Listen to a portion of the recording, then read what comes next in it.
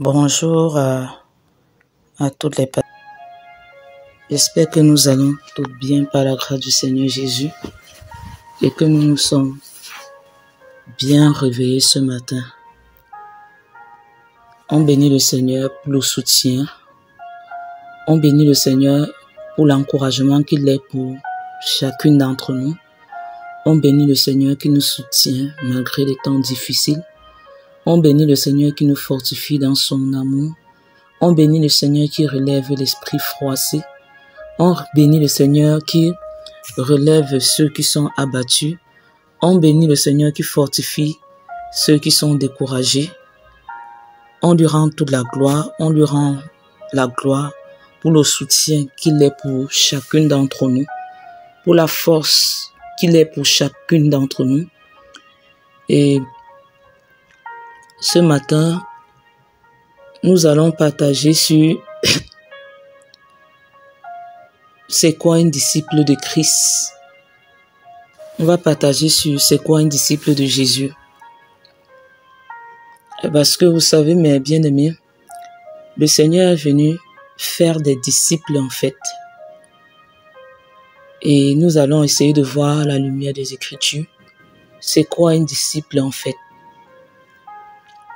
Et on se rend compte déjà que de nos jours, beaucoup d'enfants de Dieu sont vaincus dans plusieurs batailles spirituelles. Et pourquoi est-ce qu'ils sont vaincus? À cause de leur ignorance par rapport à ce qu'ils sont déjà. Plusieurs parfois ne mesurent pas la quintessence de ce qu'ils sont vraiment et sont comme des marionnettes entre les mains de l'ennemi. Car le monde nous a présenté ses coutumes et ses traditions. L'Église actuelle, l'Église de nos jours, l'Église moderne nous a présenté ses coutumes et ses traditions et pas forcément la parole du Seigneur. Et on se rend compte que beaucoup acceptent avec foi les coutumes et les traditions, mais quant à ce que Dieu dit d'eux, ils refusent d'y croire avec véhémence. D'où très peu véritablement ont une vie victorieuse en Christ. C'est quoi alors un disciple en fait? D'après le dictionnaire Larousse français, un disciple, c'est celui qui apprend d'un maître quelque science ou quelque art libéral. Ça, c'est ce que le dictionnaire Larousse français nous donne. Maintenant, d'après la parole de Dieu, un disciple de Jésus, c'est un élève qui est assis aux pieds du Seigneur, qui épouse sa doctrine, ses sentiments, son onction, son comportement dans tous les aspects et qui a la même de reproduire les mêmes œuvres que le Seigneur Jésus-Christ et même d'en faire de plus grandes que lui-même. Car le Seigneur l'a dit dans sa parole que si vous croyez en moi, vous ferez les mêmes œuvres que moi et vous en ferez de plus grandes. Pourquoi le Seigneur nous dit qu'il nous ferons de plus grandes? Parce que Jésus-Christ, homme sur la terre, était limité à cause de son humanité et il ne pouvait pas être présent à plusieurs endroits au même moment. Jésus-Christ, homme sur la terre, ne pouvait pas être omnipotent, omniscient et omniprésent. Non. Pourquoi? La chair de Jésus-Christ était comme un obstacle pour pouvoir manifester la divinité pleinement qui se trouve en lui. D'où, en tant qu'un homme, il était limité. Il était limité. Et c'est pour ça qu'il pouvait dire que nous allons faire de plus grandes choses que lui. Pourquoi? Parce que Christ aujourd'hui n'est plus dans une enveloppe charnelle. Christ est esprit. Et l'esprit est présent n'importe où. Si je suis chez moi en train de prier, l'esprit est là. Si une autre personne ailleurs, l'esprit est là. Or, Jésus-Christ homme, il ne pouvait pas être partout au même moment. Et c'est pour ça qu'il était avantageux que Jésus-Christ s'en aille afin que l'esprit vienne. Et nous sommes à l'ère de l'esprit. Nous sommes à la dispensation de l'esprit. C'est l'esprit qui s'exprime en ces temps-ci. Donc, nous allons nous rendre compte que le mot disciple apparaît presque 278 fois dans les Écritures. Et c'est par ce mot que Jésus-Christ qualifie ses enfants. Que Jésus-Christ qualifie les enfants de Dieu. Mais de nos jours, nous avons décidé de nous appeler chrétiens. Or, ce mot chrétien apparaît pour la première fois dans Acte 11, 26. Et une fois dans la parole, mais ne sort même pas de la bouche de Dieu, ni de Christ, mais sort de la bouche d'un peuple païen. Ça veut dire que ce sont les païens qui ont appelé les disciples pour la première fois chrétiens. Et chrétien veut dire petit Christ. Ils ont appelé ces gens-là chrétiens. Pourquoi? Parce qu'ils ont vu en eux les manifestations des caractères qu'ils ont vus chez le Seigneur Jésus-Christ. Bien que cette parole-là ne sorte pas de la bouche de Dieu. Donc, chrétien veut dire petit Christ. Or, nos comportements sont très loin de ceux de Jésus-Christ, alors que nous nous disons quand même être des petits Christ. Moi, la première. Le Seigneur Jésus-Christ n'a jamais lui-même utilisé ce mot chrétien. Il a appelé ceux qui le suivaient les disciples, car il voulait les inculquer sa discipline de vie. Ce mot n'est pas seulement néo-testamentaire, c'est-à-dire qu'on ne trouve pas seulement le mot disciple dans le Nouveau Testament. Depuis l'Ancien Testament, ce mot a été utilisé dans les prophètes. Les prophètes l'ont utilisé, à l'instar d'Ésaïe. Donc, avant que Jésus ne vienne appeler disciple, le mot disciple avait déjà été utilisé dans l'Ancien Testament.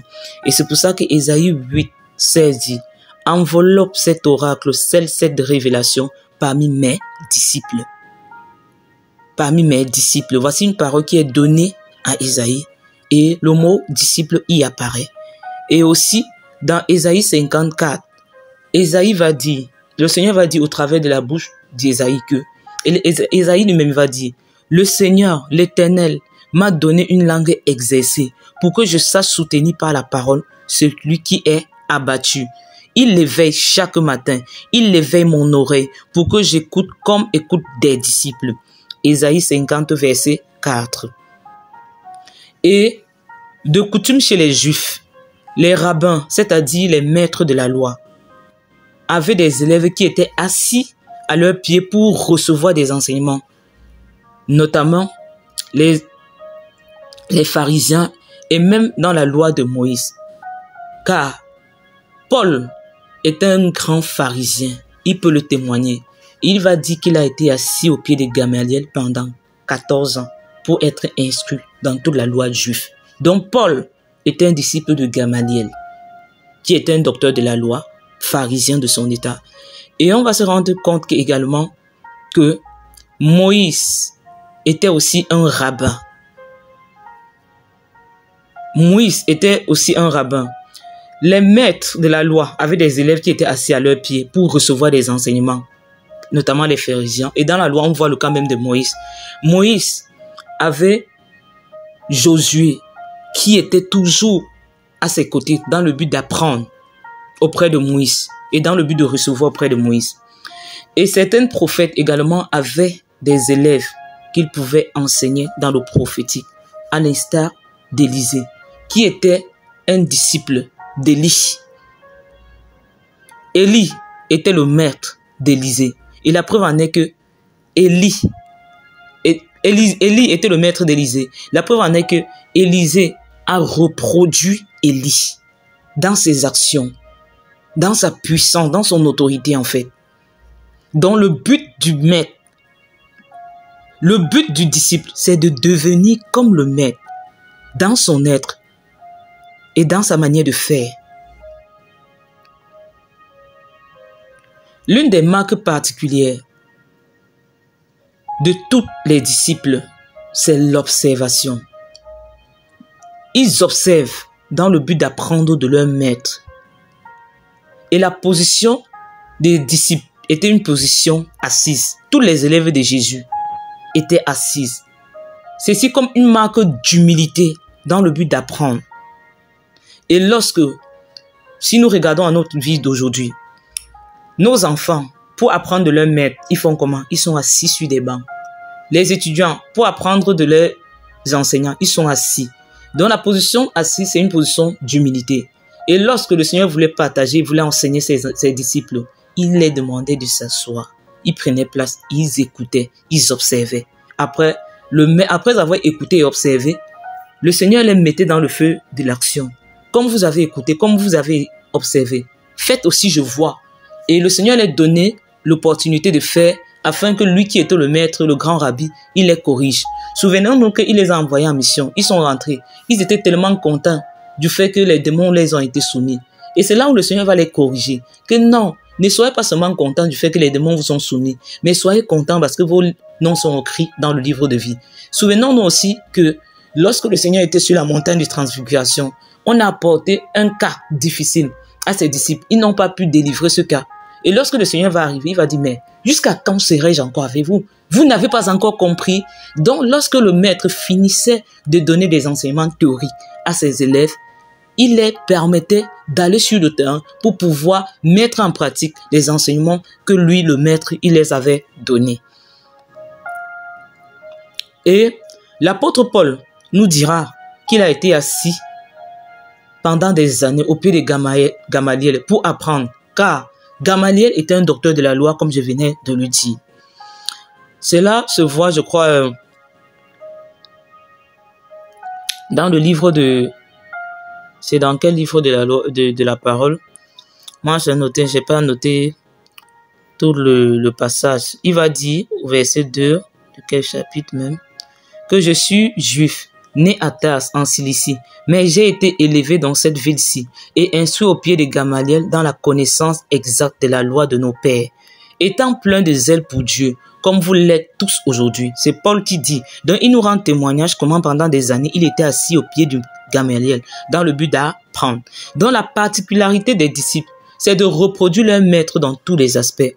Et nous allons remarquer que Moïse, avant sa mort, a dû prier pour Josué, qui devait continuer à sa place la mission qu'il avait commencée. Et lorsque Moïse a prié pour Josué, Josué a reçu une sagesse que le grand Moïse lui-même il n'avait pas. Pourquoi? Moïse déjà était un ancien et de ses erreurs, il avait beaucoup appris et pouvait être un baobab dans la transmission de certaines choses spirituelles. Moïse était un pionnier à son époque et il a dû frayer le chemin pour que Josué ne mène pas forcément les mêmes batailles que lui et gagne en termes de temps. C'est pourquoi même dans l'œuvre de Dieu, tu peux être jeune dans la foi, tu peux cracher le feu. Ceci ne t'autorise pas à mépriser ceux qui étaient avant toi, car le feu que tu craches est souvent le fruit de la vie de consécration et du dépouillement de plusieurs qui ont accepté le Seigneur, de plusieurs qui ont accepté que le Seigneur les tue, pour qu'à travers leur mort en sorte la vie, pour qu'à travers leur mort en soi, beaucoup naissent et prennent le vol de l'aigle. Josué n'a pas fait face au même combat que son contemporain Moïse. Il avait déjà vu au moins comment on fait. Or, il y a d'autres qui n'ont pas forcément eu des modèles physiques pour les aider comme cela. Ceux-là, Dieu les utilise comme des pionniers ou encore ce qu'on appelle comme les boucs émissaires.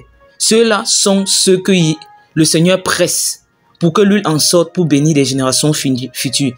Et leurs épreuves sont énormes. Dieu les forme pour qu'ils soient à même de former les autres demain. Donc, mes bien-aimés, Moïse, il était le premier que le Seigneur a suscité. Il a même refusé. Et le Seigneur l'a envoyé chez les Madianites pour le former. Moïse a commis beaucoup d'erreurs. Moïse était sage, mais il manquait de sagesse. La sagesse de Moïse était peu. Pourquoi? Moïse, c'est quelqu'un qui cherchait la route, comme en tâtonnant. Moïse n'avait pas eu de père comme un père qui pouvait lui montrer le chemin. Dieu l'a suscité à son époque. Et Moïse, en tâtonnant, a certainement commis plein d'erreurs. Beaucoup d'erreurs. Et au travers de ces erreurs, Moïse a dû enseigner Josué afin que Josué ne fasse pas les mêmes erreurs que lui. Et vous allez remarquer que tout ce qui est de positif que Moïse a fait, Josué l'a fait aussi. Tel que le Seigneur a fait traverser Israël par la mer Rouge. Le Seigneur a fait également traverser le Jourdain par Josué. Donc, Josué a marché dans les pas de Moïse. De la même manière que Moïse a rencontré le Seigneur au mont Horeb, Josué également, il a rencontré. Et lorsque Moïse a rencontré le Seigneur lui a demandé d'ôter ses souliers. La même chose s'est reproduite avec Josué dans le livre de Josué. Lorsque Josué va se lancer pour la guerre, la bataille, la Bible dit qu'il va rencontrer un homme avec une épée nue. Un ange avec une épée nue. Il va lui demander, tu es l'un des nôtres ou tu es un ennemi. Cet ange avec une épée nue dans sa main va lui rendre témoignage que je suis le chef de l'armée de l'Éternel des armées. Et lorsque ce chef de l'armée de l'Éternel des armées se présente à Josué, il lui demande d'ôter aussi ses souliers, comme son contemporain Moïse. Donc, Josué a marché dans les pas de Moïse. Josué a beaucoup appris des erreurs de Moïse. Josué a reçu une sagesse que Moïse n'a pas reçue. Et je crois que dans cette génération, il y a aussi beaucoup de Moïse et de Moïsettes.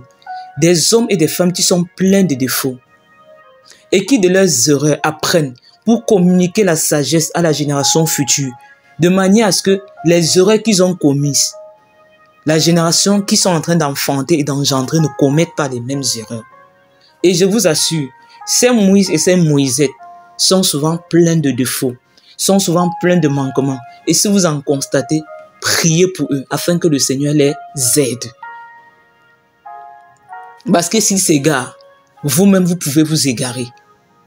Puisque vous êtes sous leur charge, sous leur responsabilité.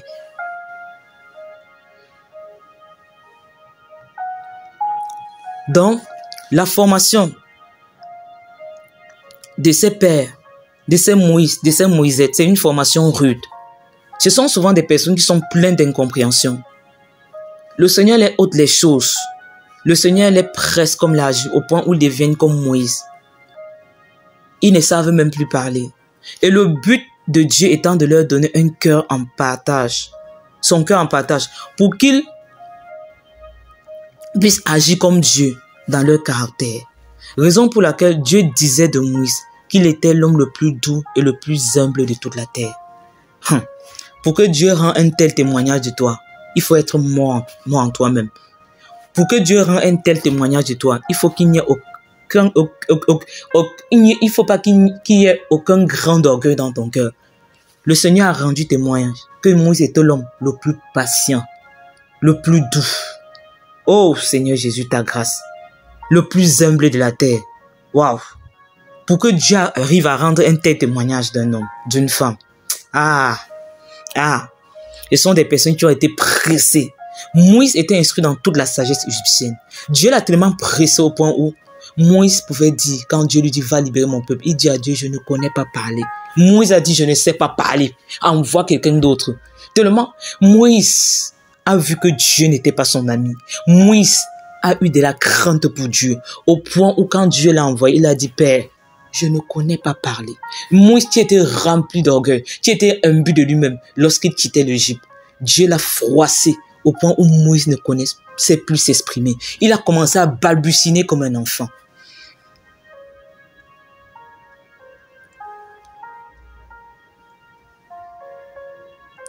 Dans Josué,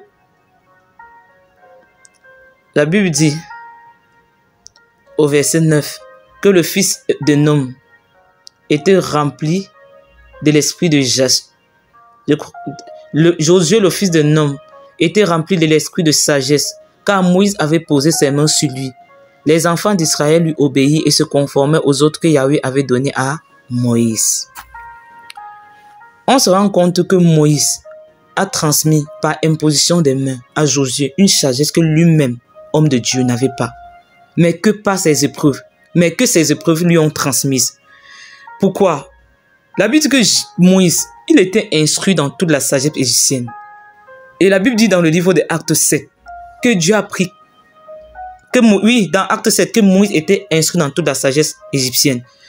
Moïse, le Seigneur l'appelle quand il a l'âge de 40 ans. Et le Seigneur a dû prendre 40 ans pour dépouiller Moïse, pour le dépouiller de l'Égypte, au point où il ne connaissait plus parler. Dieu l'avait vidé de lui-même pour qu'il soit un sujet de bénédiction, pour qu'il soit un maître à même de transmettre et de diriger avec le cœur du Seigneur. Moïse a passé toute sa vie qu'à pleurer devant Dieu pour la vie de ses contemporains, pour la vie de son peuple. Donc, même le Seigneur, lorsque le Seigneur se montre à Moïse pour la première fois, Moïse, il avait un cœur pour défendre la cause des gens. Mais il utilisait les armes que Dieu ne voulait pas. La preuve en est que lorsqu'il va voir comment un Égyptien est en train de bagarrer avec un des siens, il va défendre son frère. Et en défendant son frère, il va tuer l'Égyptien. Donc on voit déjà que Moïse, de par sa nature, c'était quelqu'un qui aimait défendre ses frères. Mais il utilisait les armes que Dieu ne voulait pas. Et le Seigneur, voyant ce désir et cette soif, s'est fait connaître à Moïse. Et l'a amené au pays de Madian pour le dépouiller de toute la connaissance que l'Égypte lui avait donnée pendant 40 ans. Mes sœurs, le Seigneur appelle quelqu'un à 40 ans, mais le Seigneur le dépouille pour 40 ans avant de l'envoyer vers son peuple. Nous qui voulons servir Dieu, sommes-nous prêts à ce que le Seigneur nous dépouille? Moi la première. Parce que si Dieu ne nous dépouille pas, mes sœurs, on ne fera pas long feu. On ne fera pas long feu. On ne fera pas long feu si le Seigneur ne nous dépouille pas. Le Seigneur tue ceux qui l'utilisent pour sa gloire. La Bible dit, Jean a reçu révélation dans une île de Patmos. Quand tu fais la recherche sur Patmos, c'est une île où la vie est carrément impossible. Donc, c'est lorsque Jean expérimentait un type de mort en soi qu'il a eu révélation. Et Patmos, ça veut dire mort. Ça veut dire que si nous voulons voir la gloire de Dieu, la gloire de Dieu ne vient pas sans la mort. Je vous assure. Les incompréhensions, n'importe quoi. Si nous voulons voir la gloire de Dieu, ne cherchons pas à être acclamés des hommes. Sinon, nous serons les plus malheureux. Et ne cherchons pas à ce que les hommes rendent un bon témoignage de nous. Sinon, nous serons les plus malheureux de toute la terre. Parce que Jésus lui-même, on n'a pas toujours rendu un bon témoignage de lui.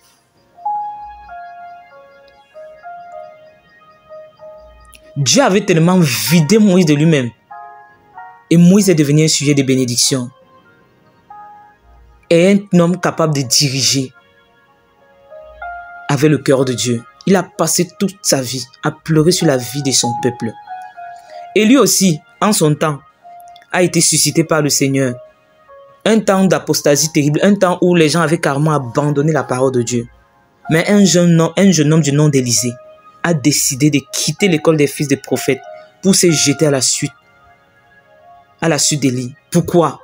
Parce que certainement Élisée aimait l'onction comme moi-même j'aime l'onction. Et il avait vu ça en Élie. Ce dernier a décidé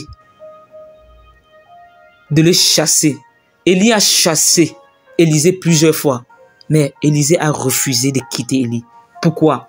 Élisée était un fils de riche. Et quand Élie était en train de chasser Élisée, il savait ce que pour manifester l'onction, il faut perdre. Mais Élisée a dit, je préfère ça. Il a dû quitter tout pour aller servir Élisée. Fidèlement, jusqu'au jour où Élisée est monté au ciel. Et en montant, jusqu'au jour où Élie est monté au ciel. Et en montant, le Seigneur a fait grâce à Élisée d'hériter de la double portion qui était dans la vie d'Élie. Élisée s'est accroché à Élie. Il observait Élie opérer. Il vivait même avec lui. Jusqu'au jour où Élie fut enlevé par le Seigneur. Élisée est devenu celui qui, de par sa violence, qui de par son assiduité à l'apprentissage et qui de par sa foi, devait hériter de la double portion de l'onction qui était dans la vie de son maître.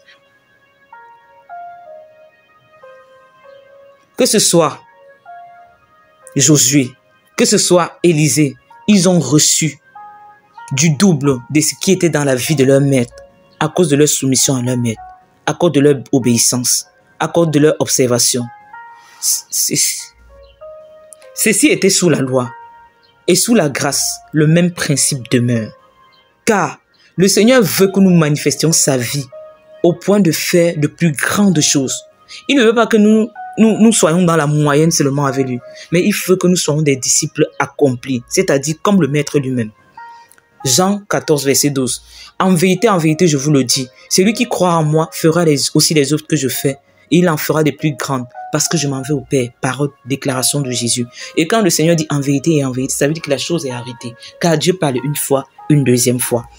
Donc, Le Seigneur est là. Lorsqu'on regarde dans les évangiles, il donne plusieurs qualités d'enseignement à ses disciples. Au début de ses cours, tous sont assis et ils prennent des notes. Ils donnent des enseignements théoriques. Ensuite, ils passent à la pratique. Et ce n'est pas comme aujourd'hui, nous sommes fatigués de la Bible. En fait, ce n'est pas comme aujourd'hui, on voit plein de personnes.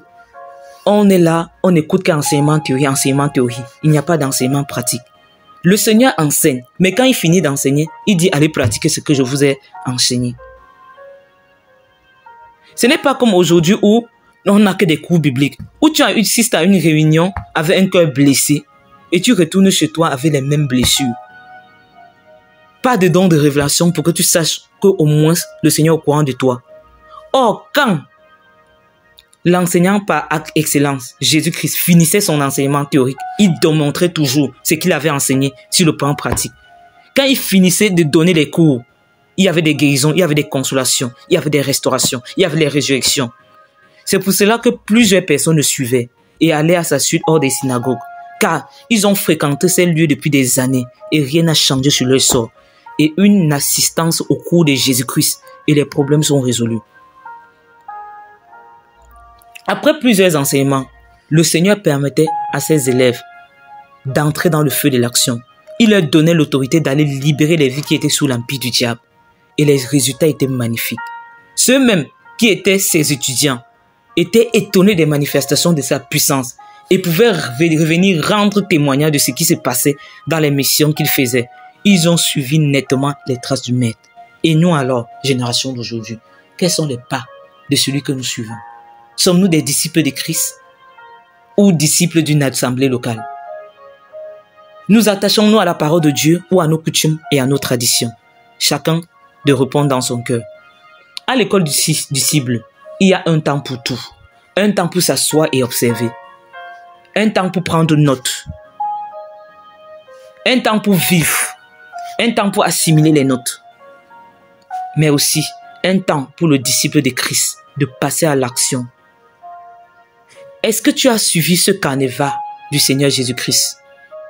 Tu l'as reçu comme Seigneur et Sauveur, c'est bien. Comme Marie, assois-toi à ses pieds avec pour seul objectif de le reproduire dans tout ce qu'il fait. Et quand les temps seront accomplis, ma sœur, il va te dire, lève-toi, va faire ci, va faire ça. Et si tu es obéissant toi-même, tu vas te découvrir dans le feu de l'action. Je vous assure, mes sœurs. La Bible dit dans Ecclésiaste qu'il y a un temps pour toutes choses. Il y a un temps pour regarder. Il y a un temps pour écouter. Il y a un temps pour s'asseoir et apprendre. Il y a aussi un temps pour mettre en pratique ce qu'on a appris. Sinon, et si on rate un de ces temps-là, on va tourner en rond avec Dieu. Si c'est pour toi le temps de partager, tu ne le fais pas. Tu vas tourner en rond avec Dieu.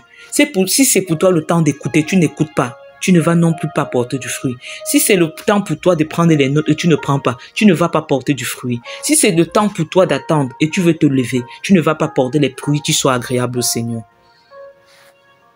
L'apôtre Paul nous rend témoignage qu'il était un disciple de Gamaliel pendant de nombreuses années avant de devenir celui de Jésus-Christ plus tard. Il rend témoignage qu'il était juif, né en Tarse, en Cilicie, mais qu'il avait été élevé dans cette vie. Il était instruit au pied de Gamaliel, dans la connaissance exacte de la loi. Il rend témoignage. Et dans Acte 22, verset 3, que Paul dit ça. Ça veut dire qu'il apprenait au pied de Gamaliel avant de rencontrer Christ. Et cette parole du Seigneur qui nous dit que nous ferons des œuvres plus grandes si nous croyons à lui est aussi vraie. Car les premiers disciples, effectivement après la mort de Christ, ont expérimenté des choses. Les mouchoirs de Paul ont guéri les malades. L'ombre de Pierre également, car la parole de Dieu est vérité. Au premier siècle, les disciples de Jésus-Christ vivaient déjà ça, vraiment, et nous alors au sein de cette génération.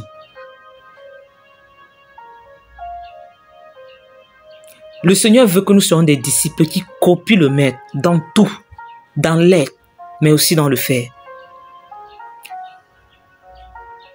Et pour vivre ces expériences, nous devons être à même de donner de notre temps, de notre corps, de notre tout au Seigneur et vivre uniquement pour le Seigneur, non plus pour nous-mêmes. Et ceux des disciples qui se démarquent aujourd'hui par leur vie de consécration vivent les mêmes expériences que les premiers disciples ont vécues. Ce n'est pas que c'est passé. La Bible nous dit dans Hébreux, Dieu est le même hier, aujourd'hui et pour l'éternité. Car Dieu n'a pas changé. C'est nous qui avons abandonné la parole de Dieu au profit de nos coutumes et de nos traditions. Et la Shekinah, c'est-à-dire la gloire de Dieu, est devenue rare.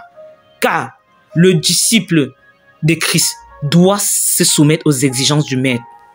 Si tu te soumets aux exigences de Christ, tu verras la gloire de Dieu.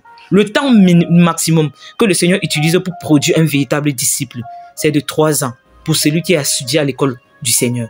Mais aujourd'hui, nous voyons des personnes qui ont 20 ans dans la foi, soi-disant, mais qui ne sont pas encore des disciples. À cause de quoi? Des coutumes, des traditions. Ne soyons pas des adeptes de tout ce qui est coutume et tradition à l'église, mais soyons des adeptes de la parole de Dieu. 20 ans de tradition et de mélange. Que le Seigneur nous fasse grâce, mes bien-aimés. Que le Seigneur nous fasse grâce. Donc, 20 ans de tradition, 20 ans de coutume, 20 ans de mélange. Et c'est à cause de ça que, en fait, les fruits ne sont pas bons. On se trouve avec des gens qui ne veulent pas accepter la parole de Dieu en entièreté. On se trouve avec des personnes qui ne veulent pas accepter la parole de Dieu en entièreté. Et on est privé également des bénéfices qui sont les nôtres. Car il y a également des bénéfices qui sont rattachés à toute obéissance à la parole du Seigneur. Ma sœur, regarde ta vie et sculpte-la à la lumière des Écritures. Et tu répondras si tu es un disciple de Jésus-Christ ou d'un système religieux ou d'un groupe. Les disciples authentiques de Jésus-Christ copient Jésus-Christ et ils reproduisent les actions de Jésus-Christ. De qui es-tu disciple, ma sœur? Réponds toi-même et sors de ça pour expérimenter la vie, la vraie vie avec Jésus-Christ. Paye le prix qui va avec. Cherche Jésus-Christ dans sa parole. Je n'ai pas vu quelqu'un qui avait soif de Dieu côtoyer Jésus-Christ et être encore le même. Quel est ce Jésus que les gens célèbrent chaque jour et qui ne peut pas les délivrer du péché? Qui ne peut pas les délivrer du péché? Le Jésus-Christ de la Bible délivre, car il est l'agneau pascal par excellence. C'est la solution du Père pour le péché de l'humanité. Oh Seigneur, être disciple de Jésus, c'est être sous sa discipline. Et dans le mot disciple, il y a la notion de discipline, qui désigne une règle de conduite que l'on s'impose. Être disciple de Jésus-Christ nécessite par conséquent de s'imposer une discipline de vie et de renoncer à certains petits plaisirs ou conforts charnels dont on jouissait dans notre vie mondaine auparavant. Cela ne signifie pas que suivre Christ est une vie sans aucune joie ou sans aucun épanouissement. Bien au contraire, nous sommes appelés à Christ à vivre dans la liberté. Seulement, nous ne devons pas faire de cette liberté un prétexte pour vivre selon la chair. Paul le dit dans Galates 5:13. Marcher sous la discipline de Christ, c'est aussi accepter ses corrections. C'est bien sûr, car il nous arriverait de faire des erreurs. Et la Bible dit dans Job 5:17, heureux l'homme que Dieu châtie. Ne méprise pas la correction du Tout-Puissant. Être disciple de Christ, c'est renoncer à soi-même et se charger de sa croix. Jésus dit dans Luc 9:23, si quelqu'un veut venir après moi, qu'il renonce à lui-même, qu'il se charge de sa croix et qu'il me suive. Être disciple de Jésus, c'est renoncer à soi-même, c'est-à-dire à ses propres intérêts, pour servir les intérêts du royaume. Le Seigneur dit dans Philippiens 2:21 que plusieurs en effet cherchent leurs propres intérêts et non ceux de Jésus-Christ. La croix dont nous devons nous charger permet à Dieu de tailler notre vue au fur et à mesure à la ressemblance de Christ. La croix nous humilie et nous débarrasse de nos propres envies charnelles afin de nous faire entrer dans la volonté parfaite de Dieu. La croix permet à Dieu de crucifier notre vieil homme et de nous amener à revêtir l'homme nouveau créé selon Dieu dans une justice et une sainteté que produit la vérité. Cet homme nouveau se renouvelle dans la connaissance de l'image de celui qui l'a créé, d'après Éphésiens 4, 24 et Colossiens 3, 10. Jésus, en acceptant la croix, a accepté de s'humilier, de marcher dans la volonté de Dieu. C'est alors qu'il a été élevé au-dessus de tout. De même, celui qui accepte de se charger de sa croix obtiendra une vie glorieuse. Être disciple de Christ, c'est demeurer dans sa parole. Jésus, à un certain moment, disait aux Juifs qui avaient cru en lui, « Si vous demeurez dans ma parole, vous êtes vraiment mes disciples. » Jean 8, 31. L'utilisation « vraiment » signifie qu'il y a des faux disciples, c'est-à-dire des gens qui suivent Jésus, mais qui n'aiment pas sa parole. Si vous désirez être disciple de quelqu'un, vous devez demeurer dans ses paroles, puis connaître sa façon de penser et d'agir. Ainsi, l'amour de la parole de Dieu est une marque du disciple de Christ. Une personne qui n'aime pas demeurer dans la parole de Christ ou qui n'a pas soif continuellement d'apprendre les nouvelles choses à l'étape des disciples ne pourra pas être agréable au Seigneur. Nous devons avoir un cœur assoiffé des paroles de Christ, car si nous ne pouvons pas voir Christ de nos yeux physiques, sa parole est un lien fort qui nous rapproche de lui. C'est comme par exemple une épouse qui attend le retour de son mari et qui ne cesse de relire les lettres d'amour que ce dernier lui a envoyées. La Bible nous dit que nous sommes l'épouse de Christ. Nous devons donc sans arrêt aimer lire et méditer les paroles de Christ. Et en somme, être disciple, c'est imiter les traces de Christ.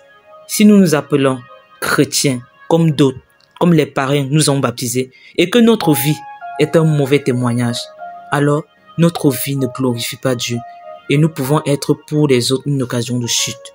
Si notre vie en tant que chrétien ne diffère pas de celle que nous avions dans le monde, en quoi les autres seraient-ils motivés à venir à Christ? Car ils ne voient aucune différence dans notre vie. Au contraire, ils voient l'hypocrisie. Soyons donc vrais devant Dieu et devant les hommes en menant une vie qui marche sur les traces du Christ et qui glorifie Dieu. Maintenant, je vais finir en disant qu'être disciple, c'est aussi accepter de boire la coupe des souffrances du Mashiach, du Christ. C'est vraiment ici que beaucoup échouent devant Dieu. Et moi, je reconnais que j'ai aussi échoué beaucoup par rapport à ça.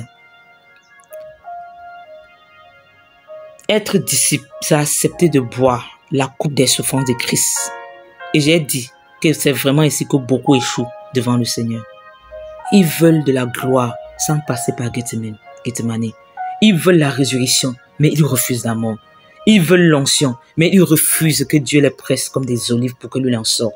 Mais bien aimés, je vais vous choquer. Si le salut est gratuit, sachez que l'onction de Dieu est payante. Pour que Jésus-Christ soit revêtu, il a fallu qu'il soit conduit par le Père dans le désert pour mériter le revêtement de l'Esprit. Mais si vous refusez cela, refusez aussi l'onction, que l'onction de Dieu déborde en vous. Comment? Ne peuvent être revêtus que ceux qui se sont qualifiés eux-mêmes en acceptant de boire la coupe que Dieu les impose pour que l'onction coule en eux. Je vous assure, disciples de Christ, pour que la gloire de Dieu s'abatte sur vous, il va vous introduire dans un feu terrible. Et ne vous précipitez pas de sortir de là. Vos souffrances, c'est de l'huile sur vos têtes. Et lorsque vous ouvrirez votre bouche désormais, Dieu attestera aux yeux au-dessus de tout qu'il vous connaît. Et vous allez transmettre sa vie par votre présence, par vos paroles, par vos prédications. Seigneur, merci pour ta parole.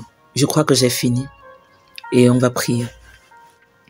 Seigneur Jésus-Christ, merci pour ta grâce, pour ton amour, ta fidélité et pour ce partage. Père, merci d'instruire tes enfants qui désirent te ressembler et te vivre et manifester ta sagesse et ta puissance partout où tu les as établis. Merci Saint-Esprit d'instruire par ces faibles mots quelques-uns sur le disciple-là, afin qu'ils sachent se conformer à tes paroles, les vivre pour être le prolongement de ta main dans la vie de plusieurs qui meurent au nom de Jésus. Merci Père d'instruire une âme, de sortir des coutumes, des traditions des hommes au nom de Jésus. Père, merci pour ta grâce.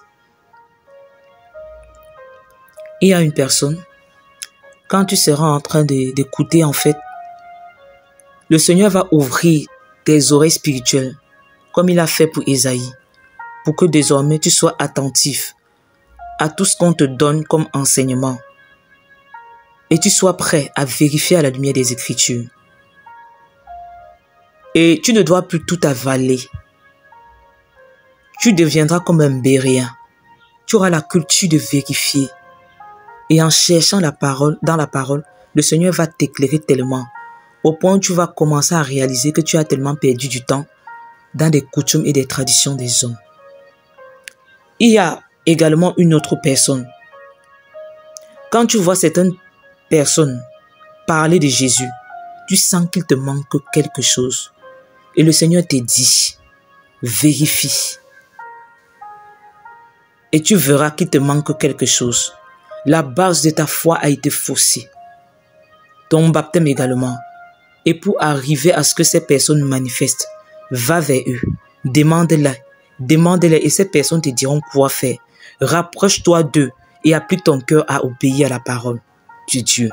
Et lorsque tu vas accepter, tu boiras une coupe que ces personnes ont bu également pour expérimenter ce qu'elles expérimentent. Le Seigneur t'introduira dans un feu pour que tu puisses vivre ce que les autres vivent. Père, merci beaucoup pour toutes choses que tu fais.